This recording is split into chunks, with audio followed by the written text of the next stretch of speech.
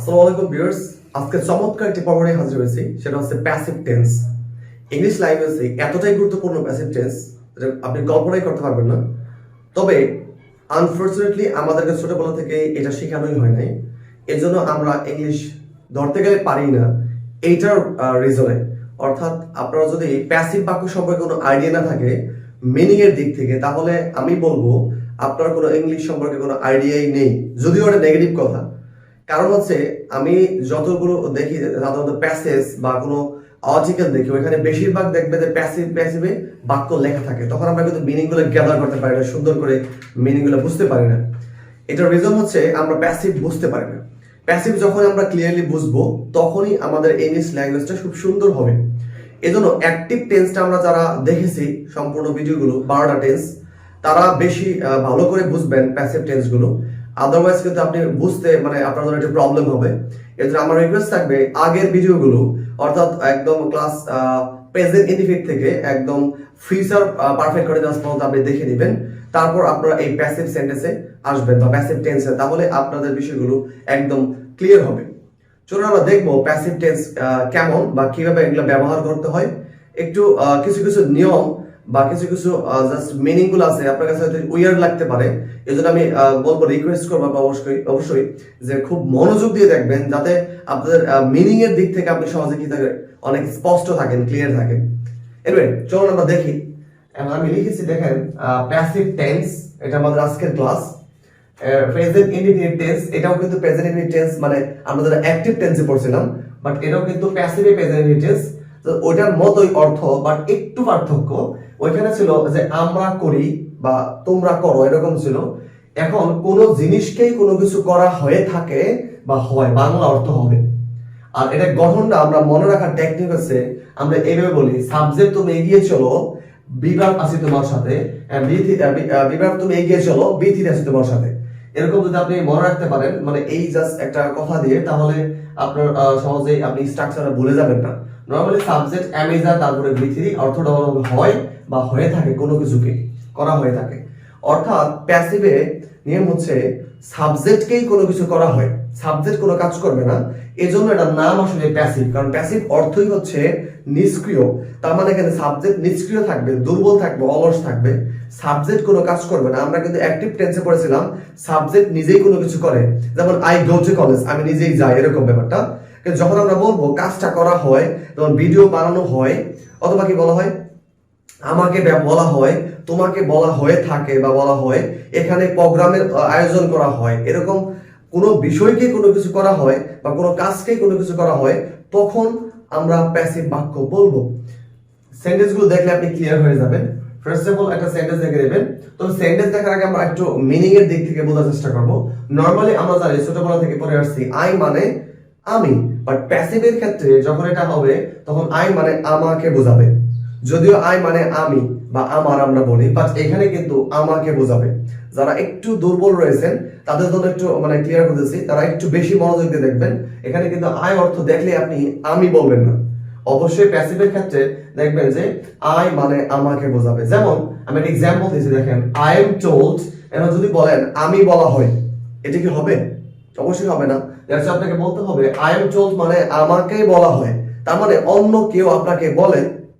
আমরা মাঝে মধ্যে বলি বাচ্চাটাকে অপমান করা হয়, বাচ্চাটাকে খাবার দেওয়া হয়, তাহলে the baby is given food, the baby is given food, বাচ্চাটাকে খাবার দেওয়া হয়। তার মানে গিভ, গেভ, গিভেন 3 নম্বর ফর্ম ইউজ করতে হবে অলওয়েজ, পাস্ট পার্টিসিপল ফর্ম। তাহলে আই এম টোল্ড আমাকে বলা হয়। যদি বলেন তোমাকে বলা হয়, তাহলে অবভিয়াসলি বলতে হবে ইউ আর টোল্ড, তোমাকে বলা হয়। যদি বলে তাকে বলা হয়, তাহলে হি অর্থ কি তাকে, তাহলে হি ইজ টোল্ড, কারণ হির সাথে এম ইউজ করা যাবে না, ইজ বলতে হবে। এজন্য হি ইজ টোল্ড। যেমন আপনাকে যদি বলা হয় যে আপনাকে বলা হয়, তার মানে কি ইউ আর টোল্ড। ছেলেটাকে বলা হয় the boy is told, my mom is told, আমার মাকে বলা হয়। তার মানে কোনো কিছুকেই কোনো কিছু করা হয় বা কাউকে বলা হয়, এমন বোঝাতে প্যাসিভ বাক্য আমরা ইউজ করতে পারবো। তারপর দেখবেন অল কাইন্ডস অফ ফোনস, সকল ধরনের ফোন আর ফাউন্ড হিয়ার, এখানে পাওয়া যায়। দেখেন ফাইন্ড অর্থ পাওয়া, ফাইন্ড থেকে ফাউন্ড 3 নম্বর ফর্ম, এর জন্য আর ফাউন্ড, যেহেতু অনেকগুলো ফোন এর জন্য subject plural and verb plural আর ইউজ করেছে এখানে। তারপরে ইংলিশ ইজ টট হিয়ার, এখানে ইংলিশ শেখানো হয়। তার মানে টট কোথা থেকে আসছে? টিচ থেকে অবশ্যই, কারণ টিচ অর্থ কি পড়ানো, আর টিচের 3 নম্বর ফর্ম হচ্ছে টট। তাহলে English is taught here, English এখানে পড়ানো হয়।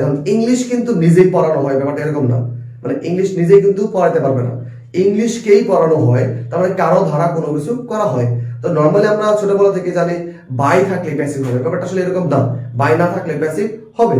বাট আপনাকে মনে রাখতে হবে সাবজেক্ট এম ইজ আর তারপরে V3 যখন দেখবেন তখন বুঝবেন যে একটা প্যাসিভ বাক্য, কোনো কিছুকে কোনো কিছু করা হয়, অর্থ বোঝাবে। তারপর the Holi Quran is recited every day, পবিত্র কোরআন প্রতিদিন তেলাওয়াত করা হয়। দেন চিরন্তন সত্য ব্যাপার এটা কিন্তু, বা রেগুলার হচ্ছে কোনো কিছু বা হয় এমন বোঝাতে কিন্তু প্রেজেন্ট টেন্স হয়। যেমন ফুড ইজ কুকড, মানে খাবার রান্না করা হয়, এভরিডে প্রতিদিন, এভরিওয়্যার প্রত্যেক জায়গায়, তার মানে প্রত্যেকটা বাড়িতে বা প্রত্যেকটা দেশে খাবার রান্না করা হয়। এটাও কিন্তু একটা সত্য একটা কথা, বা রেগুলার হয়, এটা একটা হ্যাবিট, মানুষের করতেই হবে, ব্যাপারটা বাস্তবতা। তাহলে food is cooked everyday everywhere, প্রতিদিন প্রত্যেক জায়গায় কি খাবার রান্না করা হয়। উই আর সামটাইম ইনসাল্টেড, আমরা মাঝে মাঝে অপমানিত হই। খেয়াল করবেন, আমরা মাঝে মাঝে অপমানিত হই, তার মানে কি আমাদেরকে মাঝে মাঝে অপমান করা হয়ে থাকে। একটু খুব মনোযোগ দিয়ে দেখবেন, কারণ প্যাসিভ সেন্টেন্স গুলো খুবই গুরুত্বপূর্ণ যখন আপনি রাইটিং করবেন এবং স্পিকিং করবেন। বিশেষ করে রাইটিং এ প্রচুর ইউজ হচ্ছে প্যাসিভের, এর জন্য আপনার চমৎকার হবে লেসনটা দেখতে হবে। Next one, house is cleaned, মানে বাড়ি ঘর পরিষ্কার করা হবে, বাড়ি পরিষ্কার করা হয় এভরিডে। এটাও কিন্তু একটা মানে একটা চিরন্তন বাস্তবতার একটা ব্যাপার, এর জন্য কিন্তু আমি ইউজ করেছি হাউস ইজ ক্লিনড, বাড়ি পরিষ্কার করা হয় বা ঝাড়ু দেওয়া হয় যদি বলেন, এভরিডে প্রতিদিন। Man is killed for nothing at times, মানুষকে হত্যা করা হয় ফর নাথিং মানে অযথা বা হুদাই, আমরা বাংলায় বলি হুদাই বলি না, এরকম মানে আমাদের আঞ্চলিক ভাষায় এটা অর্থ হচ্ছে অযথা, সরি। এন্ড এট টাইমস মানে মাঝে মাঝে, মানে ম্যান ইজ কিলড মানুষকে হত্যা করা হয় ফর নাথিং এট টাইমস, মাঝে মাঝে মানুষকে অযথা হত্যা করা হয়, এরকম ব্যাপারটা। তাহলে কি বুঝলেন, কোন একটা সেন্টেন্সে যখন আপনি দেখবেন সাবজেক্ট আছে তারপরে এম ইজ আর তারপরে V3, তাহলে বুঝবেন ওইটা একটা প্যাসিভ বাক্য, প্রেজেন্ট ইনডিফিনিটিভ, অর্থটা হবে কোনো কিছুকেই কোনো কিছু করা হয়। আমার মনে হয় বিষয়গুলো ক্লিয়ার। তবে আমরা শুধু কিন্তু পজিটিভ বাক্য কথা বলি না, আমরা কিন্তু নেগেটিভ বলি, কোশ্চেন করি। আগের মতোই আমরা অ্যাক্টিভে যেরকম সয়াবে চেঞ্জ করেছিলাম, এখানেও কিন্তু সেম ভাবে সয়াবে চেঞ্জ করেছে। আপনি সয়াবে চেঞ্জ করবেন খুব দ্রুত। আমাদের আজকে সয়াবে চেঞ্জ দেখবেন, খেয়াল করবেন এখানে আমি লিখে রাখছি, যেমন আই এম টোল্ড আমাকে বলা হয়ে থাকে বা আমাকে বলা হয়। যখন আপনি বলবেন আমাকে বলা হয় না, তাহলে আই এম নট টোল্ড আমাকে বলা হয় না। যখন আপনি কোশ্চেন করবেন তাহলে এমটা সামনে আনবেন, তাহলে এম আই টোল্ড আমাকে কি বলা হয়, এম আই নট টোল্ড আমাকে কি বলা হয় না, এরকম। ওয়াই এম আই টোল্ড আমাকে কেন বলা হয়, and why am I not told আমাকে কেন বলা হয় না। এখন আপনি চেঞ্জ করবেন, যেমন আপনি বলতে পারেন না কাজটা করা হয়, হতে পারে। তাহলে দ্য ওয়ার্ক এম এর জায়গায় ইজ করতে হবে, ইউজ করতে হবে। দ্য ওয়ার্ক ইজ ডান, কারণ do did done 3 number form, do এর 3 নম্বর হচ্ছে ডান। তাহলে দ্য ওয়ার্ক ইজ ডান কাজটা করা হয়, the work is not done কাজটা করা হয় না। আপনি একবার বলতে পারেন ইজন্ট, ইজন্ট। এই শর্ট জাস্ট কনস্ট্রাকশন গুলো আপনাদের জন্য আমি আরেকটা ভিডিওতে দেব, কিভাবে খুব দ্রুত কথা বলা যায়, মানে শর্ট করে। যেমন এখানে আপনি বলতে পারেন যে ইজ নট, আপনি লং স্টাইলে বলতেছেন, বাট আপনি শর্ট বলতে পারেন ইজন্ট। তারপরে ওয়াজন্ট বলতে পারেন, এম নট বলতে পারেন, আম নট, আমি আই এম নট, এইভাবে বলি। আমরা এগুলা ভিডিও আরেকটা জাস্ট পর্বে আমরা ইউজ করব, জাস্ট দিব আপনাদের জন্য, তাহলে আপনাদের জন্য সহজ হবে ব্যাপারটা। তো এখন আমরা দেখব সয়াবে সেন্স অন্য একটা সেন্টেন্স দিয়ে। যেমন বলতে পারেন হি ইজ গিভেন তাকে দেওয়া হয়, হি ইজ নট গিভেন তাকে দেওয়া হয় না। ইজ হি গিভেন তাকে কি দেওয়া হয়, ইজন্ট হি গিভেন তাকে কি দেওয়া হয় না। ওয়াই ইজ হি গিভেন তাকে কেন দেওয়া হয়, ওয়াই ইজন্ট হি গিভেন তাকে কেন দেওয়া হয় না। তার মানে সয়াবে সেন্স কিন্তু এটাতে রয়েছে। আর সয়াবে সেন্স করলেই আপনি কিন্তু বুঝতে পারবেন কিভাবে আপনি কথা বলবেন বা কিভাবে রাইটিং করবেন। আমরা কিন্তু এইভাবেই বিষয়গুলো ইউজ করি। আর মাঝে মাঝে জিজ্ঞেস করি তোমাকে এই ব্যাপারটা রেগুলার বলা হয়, তখন আপনি কি বলবেন? তার মানে কি 3 নাম্বার ইউজ করলেন, তাহলে আর ইউ টোল্ড তোমাকে বলা হয় রেগুলারলি দ্য ম্যাটার বিষয়টা, অথবা are you told the matter regularly তোমাকে বিষয়টাকে রেগুলারলি বলা হয় বা নিয়মিত বলা হয়। তাহলে আপনি অ্যানসার করলেন হ্যাঁ আমাকে ব্যাপারটা তো রেগুলারলি বলা হয়। তাহলে I am told the matter regularly, আমি ব্যাপারটা রেগুলার বলা হয়। যেমন আমাকে রেগুলার অপমান করা হয় কলেজে গেলে, তাহলে if I go to college, আমি যদি কলেজে যাই তাহলে আই এম অলওয়েজ অথবা আই এম রেগুলারলি ইনসাল্টেড আমাকে রেগুলারলি অপমান করা হয়।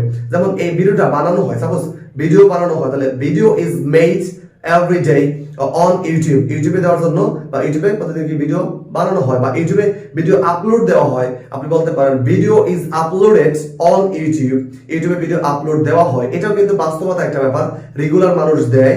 আমরা কিন্তু এলএবি কথাগুলো বলে থাকি, যেমন রুমটা ঝাড়ু দেওয়া হয়, রুম ইজ সোয়েপ্ট, রুমটা ঝাড়ু দেওয়া হয়, এরকম অসংখ্য সেন্টেন্স ইউজ করে আপনি সোয়েবে চেঞ্জ করে করে সেন্টেন্সগুলোকে অনেক বড় করতে পারেন বা ছোট করতে পারেন। আপনি ফার্স্ট টাইম অবশ্যই ছোট ছোট করে ট্রাই করবেন, দেখবেন আস্তে আস্তে অনেক হিউজ পরিমাণ সেন্টেন্সগুলো আপনি তৈরি করতে পারতেছেন, তখন আপনি কমফোর্টেবল ফিল করবেন, তখন এই বিষয়গুলো আপনি বুঝবেন। আর এগুলো প্র্যাকটিস করার পর আপনি যখন একটা প্যাসেজ পড়বেন তখন ফিল করবেন, মিনিংগুলো সহজে আপনি গ্যাদার করতে পারবেন, খুব চমৎকার হবে।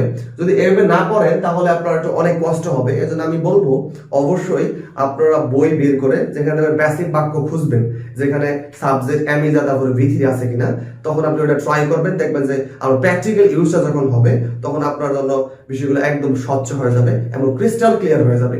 আমার মনে হয় প্রত্যেকটা সেন্টেন্স আপনারা বুঝতে পেরেছেন।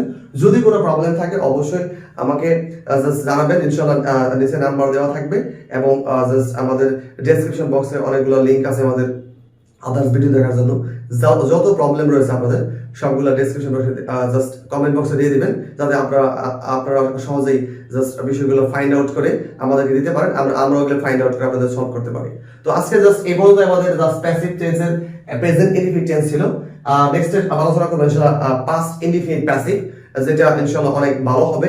আর এটা যদি যখন আপনি বুঝবেন প্রেজেন্ট ইনডিফিনিট প্যাসিভ, তখন আপনি পাস্ট ইনডিফিনিট প্যাসিভ কিন্তু সহজেই বুঝতে পারবেন। তার মানে আপনাকে অবশ্যই প্রেজেন্ট ইনডিফিনিট প্যাসিভটা খুব ক্লিয়ারলি আপনার ধারণা রাখতে হবে। তারপর আপনার জাস্ট আমরা যে ভিডিওটা দেব ইনশাআল্লাহ পাস্ট ইনডিফিনিট প্যাসিভ, তখন ওই ভিডিও দেখে নেবেন, দেখবেন যে বিষয়গুলো একদম ক্লিয়ার হয়ে গেছে। তো আজকে এই পর্যন্ত, দেখা হবে ইনশাআল্লাহ আগামী ভিডিওতে। সে পর্যন্ত প্রত্যেকের জায়গা থেকে ভালো থাকবেন। আল্লাহ হাফেজ, আসসালামু আলাইকুম।